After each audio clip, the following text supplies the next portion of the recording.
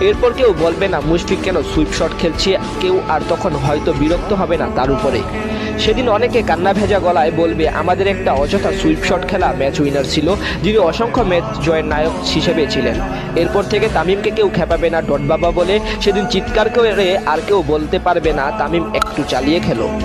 তখন হয়তো অনেকে আবার বলবে আমাদের একটা ডট বাবা খ্যাত দেশসেরা ব্যাটার ছিল। সেদিন খুঁজবে আজকের বিজ্ঞাপন বাবাকে, যাকে নিয়ে শত তর্ক বিতর্ক করতে অনেকের মন চাইবে, কিন্তু তিনিই থাকবেন না আর আমাদের মাঝে 22 গজে। সেদিন আর কেউ প্লেকার্ড নিয়ে হাজির হবে না স্টেডিয়ামে, বলবে না সাকিব ভাই আপনার কাছে একটা সেরা ম্যাচ চাই। আর কেউ একা হাতে গোটা দলের ভরসা সামলাবেন না।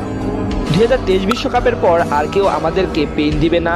সময়ের সাথে সাথে পেইন কিলার সেদিন নিজেই হারিয়ে যাবেন শত চেষ্টা করেও। আর সেদিনের পর থেকে আমরা বলতে পারবো না অনেক হয়েছে, এবার বুড়ো রিয়াদ চলে যান।